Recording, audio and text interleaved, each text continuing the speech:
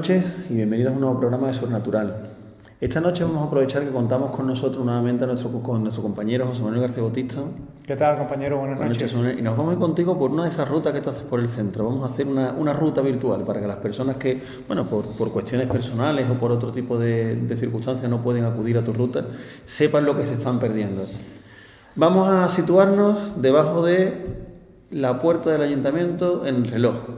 En el reloj del ayuntamiento, que es la zona donde habitualmente, o es el punto donde habitualmente quedamos para comenzar esa ruta que se llama Sevilla Paranormal con Naturanda. Y ahí fíjate que me gusta quedar porque es el lugar de Sevilla donde, pues nada más y nada menos, se registra la primera aparición cronológicamente datada de la historia de la ciudad.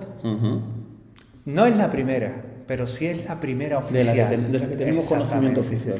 Y fue un señor que se llamaba Juan de Torres, el cual vino de América, vino cargado de oro, estaba por las postrimerías del siglo XV, y bueno, este señor vino de este lugar, vino de América, con grandes remordimientos, porque evidentemente uno hacía fortuna, pero también es cierto que lo hacía fortuna a costa de qué, ¿no? De quiénes. Sí, en este caso, de todos los indígenas que vivían en su tierra, porque América era suya, y los españoles, pues poco menos que fuimos allí en busca del oro y la grandeza, ¿verdad? Vamos a dejarle que estamos en unos terrenos políticos difíciles. Fíjate que Juan de Torres, para un poco purgar sus pecados, se iba a un monasterio, a un convento que tenía Sevilla, en la Plaza Nueva, que era el convento de San Francisco. Y allí todos los días comenzaba a rezar, se presignaba, y justamente cuando empezaba pues ese rezo, esa oración, inmediatamente se aparecía un monje en el altar, y ese monje comenzaba como si fuera a dar la misa. Claro, se quedaba muy sorprendido porque inmediatamente veía cómo desaparecía. ¿Y el monje? ¿Y el monje? ¿Dónde está el monje? Una noche, otra noche, otra noche, y el caballero Juan de Torres pues cada vez estaba más intrigado.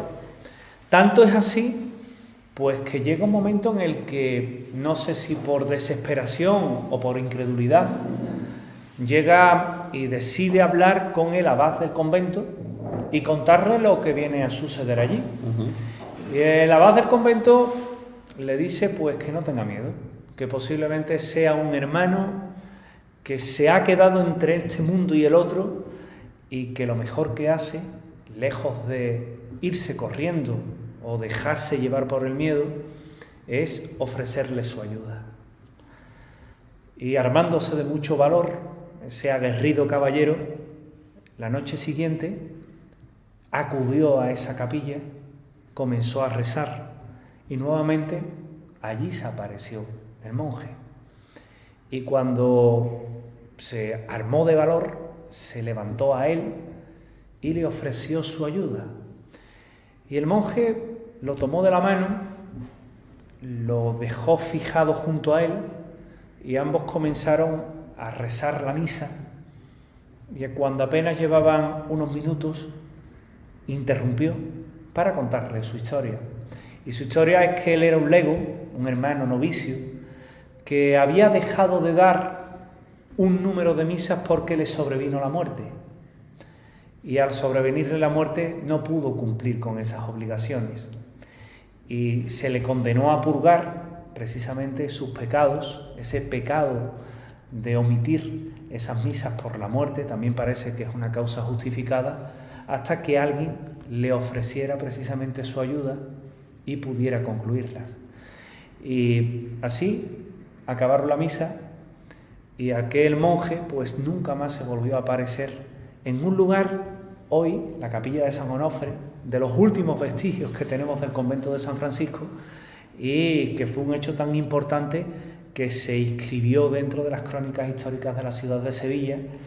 Y bueno, aunque es contado como una leyenda, el hecho histórico Por Sí, el claro. registro que tenemos, ahí está, año 1600. Lo que solemos decir, toda leyenda suele tener un pozo de verdad. Tiene un germen de la verdad y, bueno, una hermosa leyenda de amistad, de lealtad, de obligaciones y poco menos también que de, bueno, pues de todo lo que es ese más allá que muchas veces nos asalta y que lo tenemos más cerca de lo que nos creemos. Una capilla hoy, que es capilla de oración perpetua, está abierta todos los días del año, a cualquier hora, y bueno, es un buen refugio para las almas que andan descarriadas y que necesitan reencontrarse con Dios.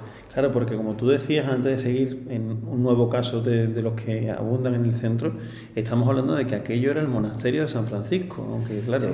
me imagino que las personas, yo de hecho hasta que te conocí a ti no lo contaste, no lo sabíamos. Cuando Convento aquello... Real. Convento Real tiene otra historia que es magnífica, otra leyenda.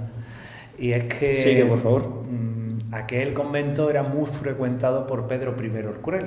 Yo prefiero llamarlo el Justiciero. Sí, esa fue la primera propaganda mala de la historia, se puede decir. Las guerras que tenían abiertas con los Trastamaras, que tenían abiertas con los Juzmanes, hicieron que Pedro I el Cruel no es que fuera el cruel, es que realmente era una época en la que tu propio hermano, tu propio hijo, te podía arrebatar la vida para quitarte el reino.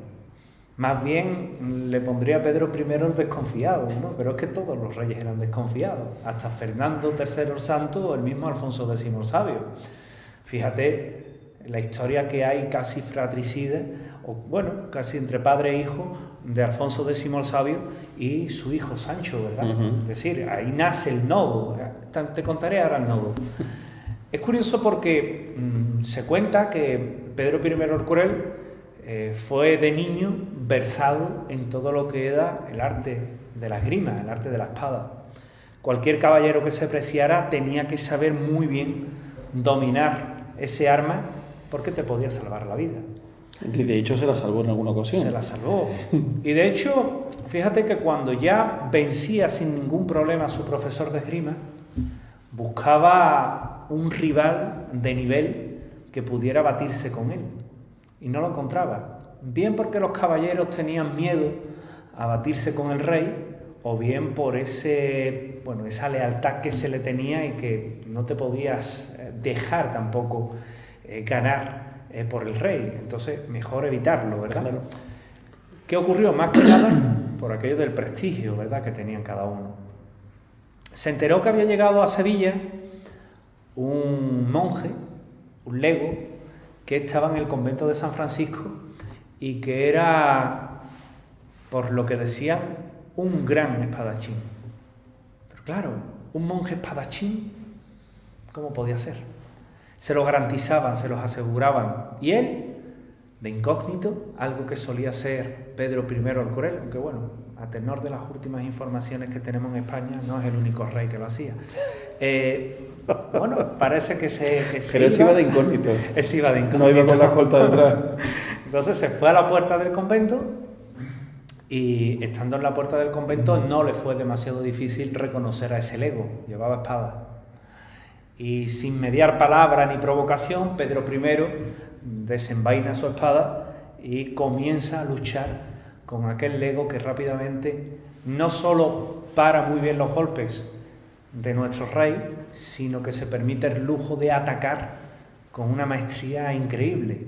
Y cuando llevaban un rato, cuando llevaban ya largo tiempo espada en mano, pues Pedro I el Cruel casi se ve ensartado por la espada de su contrincante y le dijo: quieto, parad, vais a matar al rey. Y entonces el rival dijo aquello de: un rey no puede matar a otro rey. Y es que se estaba batiendo pues nada más y nada menos que con el rey de Navarra, que había venido a Sevilla precisamente en peregrinación y que bueno, era, pues fíjate, había recibido clases también del mismo profesor de esgrima de Pedro I el Cruel, con lo que estaban realmente luchando dos reyes, y es una bellísima leyenda que pasó a la historia como la del lego espadachín, que como verás no era tan lego. Te hablaba antes del lema de Sevilla. Me llama mucho la atención porque cuando se pregunta a un sevillano por el escudo de Sevilla, siempre, bueno, te refiere a los dos obispos con el rey San Fernando en medio. Pero Sevilla no tiene escudo. Sevilla realmente lo único que tiene es un lema, que es el no, madeja, que es un 8 y un 2, ¿no? El típico nodo.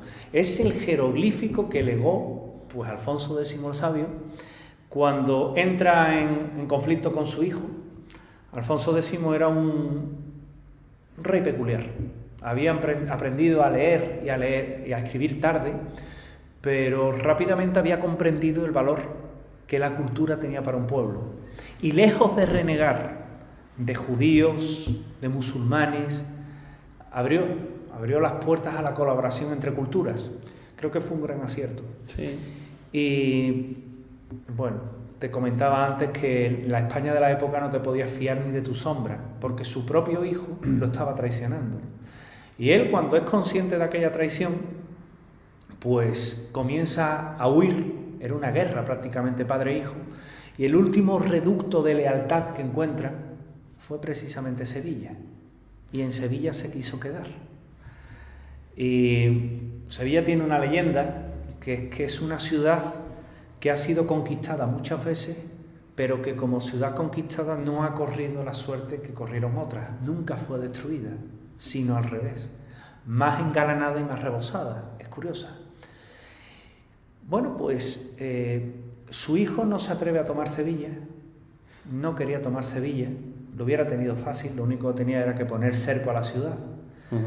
Eso era el sinónimo de epidemias, de muerte, no lo hizo.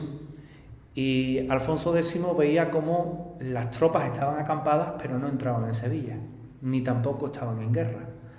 Y que 1000 veces trataron de comprar a los sevillanos para que abrieran las puertas de la ciudad. Y que 1000 veces los sevillanos dijeron que no abrían las puertas. Y 1000 veces dijeron que no abrían las puertas. Y él, como hombre culto, como hombre versado, pues quiso dejarle un regalo no económico, cultural, que llena más el alma.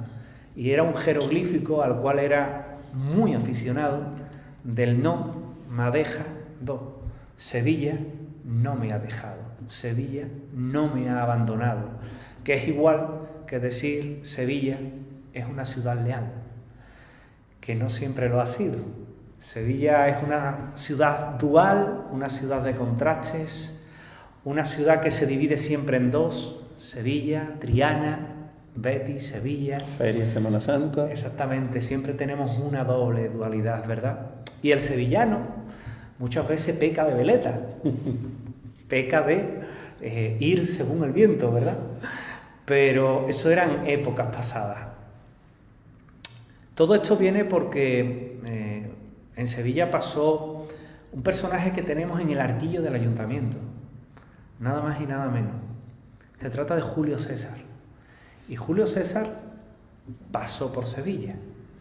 Fue, bueno, una persona que llevaba temas de hacienda, temas recaudatorios para el Imperio Romano, cuando Sevilla pues era una ciudad que daba y que quedaba dentro de ese imperio.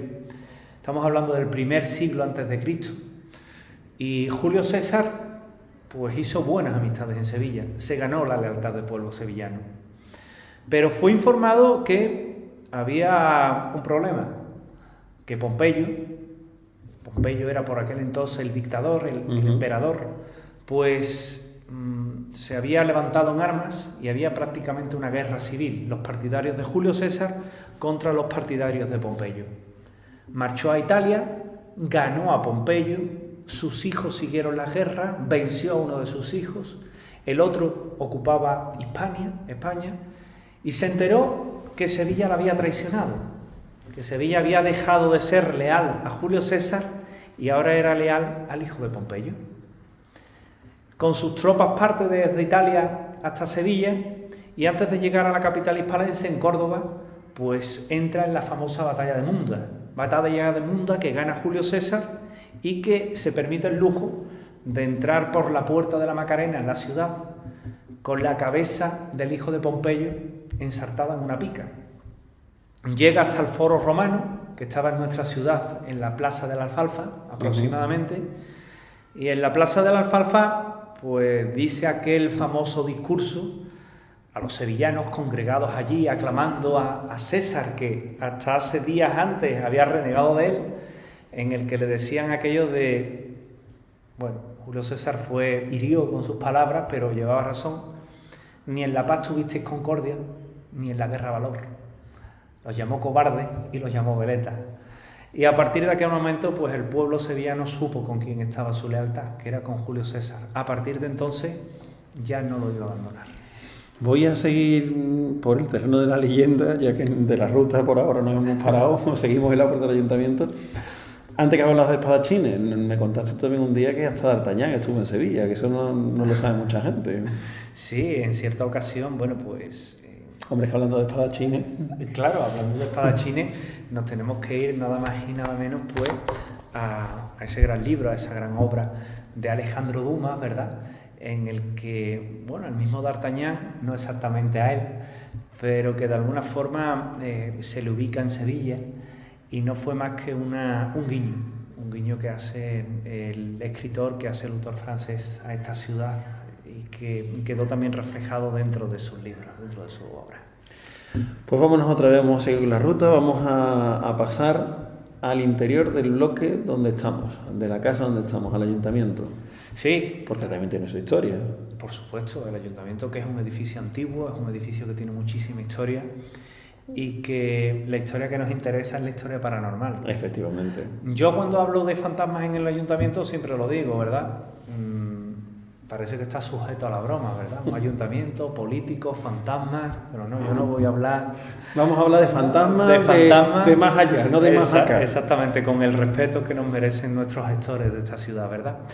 Vamos a hablar del más allá, vamos a hablar de lo que allí habita, porque en muchas ocasiones yo he tenido la oportunidad, como te comentaba anteriormente, de empezar mis rutas allí. Y evidentemente tengo amigos en la policía local. Es algo que es voz populi en Sevilla, tanto en policía local como en policía nacional, guardia civil también. Y en no pocas ocasiones, cuando me encuentro allí, cuento la historia de un fantasma que habita dentro del edificio. Y habita tan dentro del edificio que ha llegado a dejar incluso psicofonía que tenemos grabada. Y hay un policía en concreto que cada vez que me ve, porque sabe que más o menos es la hora de iniciar la ruta, o porque, bueno, a través de una de las cámaras de seguridad tiene un plano de la puerta del ayuntamiento, pues sale y se para con el grupo y comienza a contar lo último que ha hecho. Y, hombre, impresiona, porque ya no es que el guía de una ruta te cuente cómo allí se aparecen fantasmas, ya es que es un policía local de Sevilla de uniforme, te está contando, mire usted, no solo se aparecen fantasmas, sino que le voy a contar lo que me ha pasado a mí. Lo último, por ejemplo, fue un rollo de cocina que entró en combustión espontánea. Fue curioso, una persona acaba de tomar pues algo de comer, llevaba un rollo de cocina, deja el rollo de cocina en un determinado lugar del ayuntamiento y de buenas a primeras, pues el rollo de cocina entra en combustión, empieza a arder, y lo que a mí me llamaba la atención y me decía él era que pese a que estaba próximo a uno de los detectores de humo del ayuntamiento, ni saltó. Dice, lo extraño es que no había ningún foco de luz allí, no había ninguna estufa, ninguna calefacción, no había cigarro. Dice, era imposible que aquello saliera ardiendo. Dice, sin embargo, salió ardiendo. En otras ocasiones, bueno, pues como desde los baúles, desde una serie de baúles que hay, llaman, son los típicos raps, y esos típicos raps son los que se producen también en el interior del ayuntamiento, en el que se puede ver pues a una aparición que le llaman el monje, que sube o que baja las escaleras principales que dan al Salón Colón de nuestra casa grande, y que es sin duda el más misterioso de los habitantes, de los personajes que habitan en nuestro ayuntamiento de Sevilla. Claro, teniendo en cuenta lo que tú nos has dicho antes que había allí, es normal que haya un monje por allí. Es lo más normal. Aquello era el viejo convento de San Francisco y fue derribado, y muchas almas de aquellos hermanos quedaron allí, con lo cual parece hasta lógico encontrar a esos monjes que de alguna forma dejaron ese vestigio energético, ese recuerdo, ese alma allí. Cuando hacemos las rutas, pues ponemos psicofonías, ponemos sonidos, ponemos raps, damos un poco la explicación al caso. Y bueno, te puedo decir que es la mejor manera de comenzar un recorrido paranormal por esta ciudad, haciendo que el cuerpo, como se suele decir en Sevilla, te vaya entrando en caja. Antes de irnos a la espalda, bueno, vámonos a la espalda, vamos a situarnos antes de seguir con temas paranormales. Una curiosidad del ayuntamiento que creo que, bueno, lo sabe prácticamente todo el mundo en Sevilla, todo el mundo lo busca, Grace Kelly. Grace Kelly está también en nuestro ayuntamiento. En un rosetón. En un rosetón. En un rosetón, bueno. Que nosotros somos así, desde que viene Grace Kelly, espérate que abrimos un rosetón. La ponemos, yo me lo hubiera evitado, pero bueno, me lo hubiera evitado porque en Sevilla no debe de tener peso ninguno en la historia de esta ciudad, ¿verdad? Pero sí, el Ayuntamiento de Sevilla es un libro en piedra, es un libro que hay que saber leerlo, que hay que saber interpretarlo.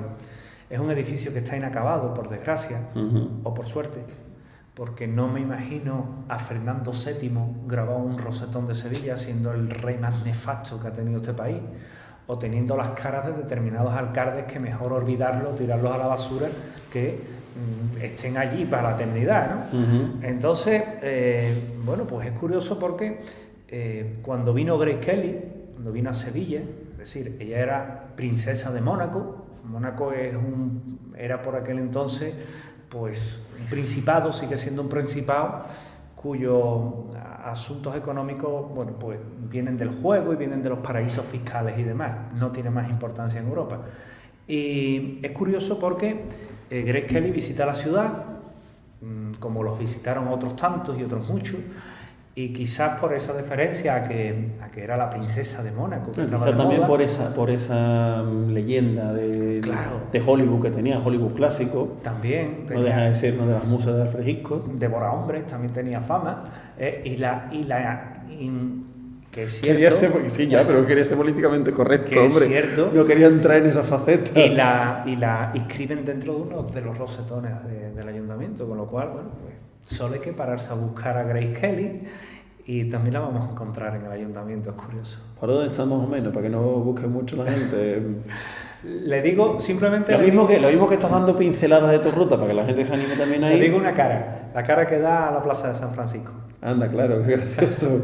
La deja tu fácil. Hay que saber buscar. Que hay 36 rosetones, 40. Hay que saber buscar. Sí, bueno, quizá por el peinado puede... Sí, es bastante localizable.